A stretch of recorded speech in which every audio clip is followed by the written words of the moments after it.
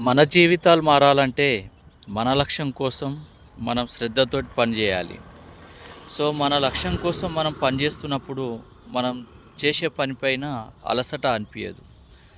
మరి అలా కాకుండా ఎక్కడో ఒక దగ్గర జీతం కోసం పనిచేస్తే ఏదో అలసట వచ్చినట్టు, ఏదో చేస్తున్నామా అంటే చేస్తున్నామా అన్నట్టుగా అనిపిస్తుంది.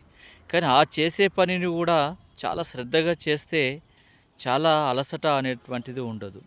సో, కష్టాన్ని ఇష్టంగా మార్చుకొని చేస్తే చాలా అలసట అనేటటువంటిది అనిపించదు. అలసట అనిపించదు మరి.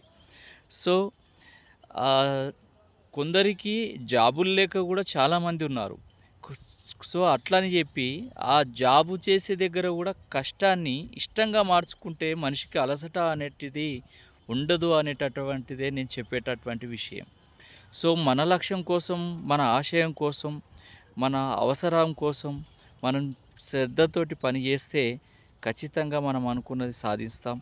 సో, మనకు ఏది ఇష్టమో ఆ పనిని, మన ఆశయాన్ని, లక్ష్యాన్ని నెరవేర్చుకోవడం కోసం ఎలాంటి లక్షణాలను కలిగి మనము ఎలాంటి మాటలతోటి, కమ్యూనికేషన్ తోటి మన ఆశయాన్ని, మన లక్ష్యాన్ని నెరవేర్చుకోవాలి. సో, ఎవరో వచ్చి మన జీవితాన్ని మార్చరు. మనకు మనము ఏ విధంగా మారాలి అనేటటువంటి విషయాన్ని ఎన్నో ప్రతి ఆదివారం ఒక ఫుల్ వీడియో ద్వారా నా ఛానల్ ద్వారా మీకు ప్రతి విషయాన్ని తెలియజేస్తున్నాను. సో, అందుకని నా ఛానల్‌ని ఫాలో కండి. మరిన్ని విషయాలు తెలుసుకోవడానికి నా ఛానల్‌ని సబ్స్క్రైబ్ చేసుకోండి.